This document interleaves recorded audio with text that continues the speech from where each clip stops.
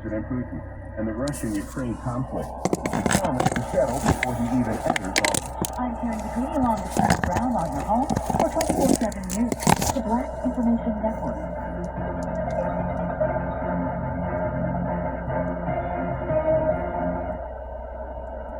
Stretching from West 82nd to West 89th Street, Seneca Village was an African-American enclave that flourished. Home to 225 residents in 1855 with a population roughly two-thirds African-American, Seneca Village offered a serene landscape away from the urbanized scenery of downtown Manhattan. For 32 years, it served as a safe haven for African-Americans and fostered a tight-knit community.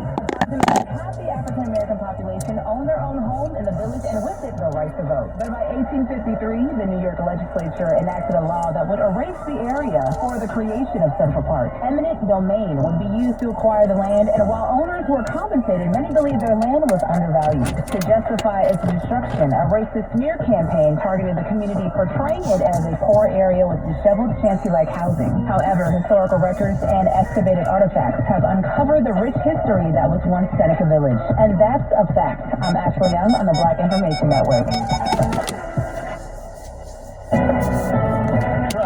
Black News. The Black Information Network. The Bay Area's BIN 910. I'm Natasha Williams on your home for 24/7 News on San Francisco's BIN 910.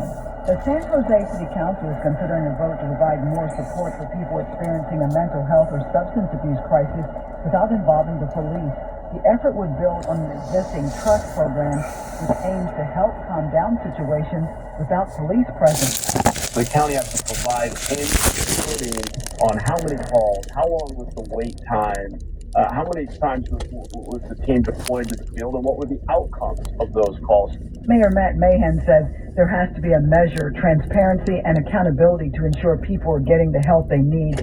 If approved, the city would allocate $450,000 for a year. But Mahan says if the support is not in effect by next spring, funding will be pulled. I am San Francisco District Attorney Brooke Jenkins, and I am here to announce the charges in connection with the incident that occurred on August 31st, 2024 in Union Square with regard to victim Ricky Pearsall. The attorney for a 17-year-old high school charged in the daytime shooting of San Francisco 49er rookie Ricky Pearsall said that the new video evidence supports his theory that the teenager should not be charged with attempted murder. San Francisco Deputy Public Defender Bob Dunlap said after a pretrial hearing where the teen waived his right to a speedy trial that the evidence he found shows what happened the afternoon of August 31st at Union Square was an attempted robbery, not attempted murder. He says the footage that he shared with prosecutors showed it was a rather extended struggle between the two, with Pearsall getting the better of the teen. It supports what always has been my belief and theory in this case, that this was an attempted robbery, not an attempted murder, Dunlap said. 23-year-old Pearsall was walking alone to his car after shopping at some luxury stores in Union Square on August 31st when the suspect allegedly saw the NFL player was wearing a Rolex watch and other expensive jewelry and tried to rob him at gunpoint, San Francisco police say. According to NBC Bay Area, a struggle ensued and gunfire from the suspect's firearm struck both Pearsall and the teenager who was shot in the arm, they say. The teen who lives in Tracy, a city about 60 miles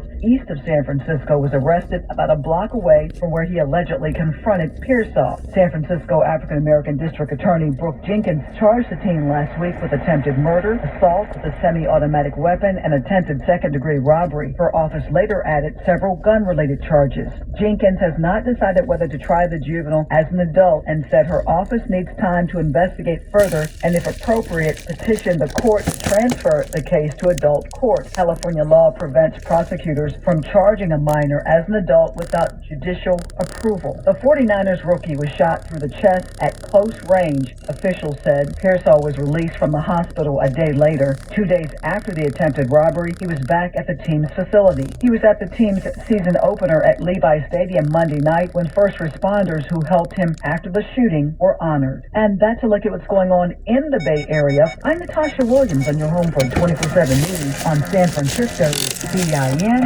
910. For over 50 years, SEO has been an innovator in youth education, mentorship, and positive peer pressure. Tap into and support the potential of newfound greatness at SEO-USA.org.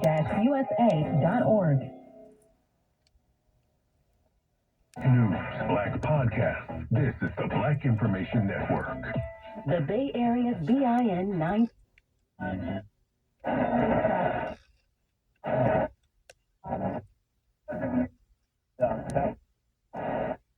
Okay.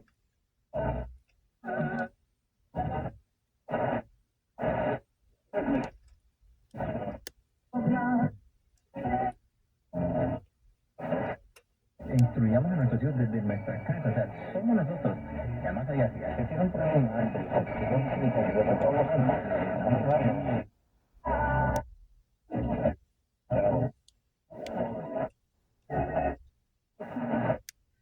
Some have bills $500 a month or higher in the summer. That's kind of the average I think I'd seen.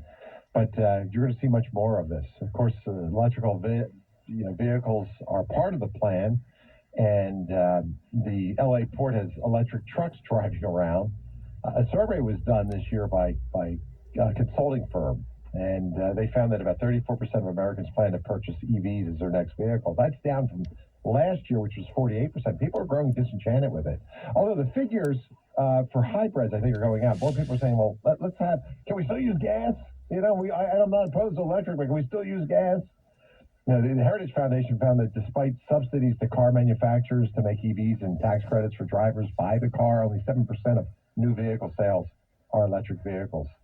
Compared with, President Biden's goal of having 60% in 6 years. So I guess it's good news for the grid, because where's this energy going to come from? Hey, one final story here, and then let's talk about the debates, okay? Two planes, both owned by Delta. They have collided on a runway at Atlanta's Hartsfield-Jackson Airport yesterday. I don't know if you heard about this. Weird story. How does this happen, right?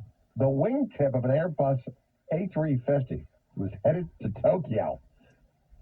It hit the tail of a Bombardier regional jet. It's a smaller jet. It was taxiing for takeoff, and then hit completely. Jet. For more information about the collision, here's Fox. Have reportedly collided kind of out on the tarmac near the runway. We're told that they were taxiing and getting ready for takeoff, and it appears that as they clipped each other, which that's happened before, but this time it almost knocked the entire tail off the plane. No injuries reported, but we're told there were also about 270 passengers on the planes combined. That's one of those littler planes there, more of a commuter aircraft. But when you add that to the bigger plane, you had a lot of people, who eventually they had to figure out how to get them off. Thank God nobody was injured. There was no fire there. Hey, one other issue, and Dr. Paul Kengor is going to be stopping. I want to get him on the air to talk a little bit about this. And, I don't know whether he is watching the debate. I'm assuming he did. Look, this is a big debate. And when it was over, Taylor Swift, you hear what she did? When the debate was over, Swift endorsed Trump. Really no surprise. She announced Swift endorsed Harris. Wasn't a surprise to me. That happened right after it was all over. I guess she watched the debates, and then when it was over, she sent out a tweet, I guess, with her post with her holding her cat. I don't know whether that was a subtle message to J.D. Vance or whether or not, she just loves her cat. Biggest pop star in the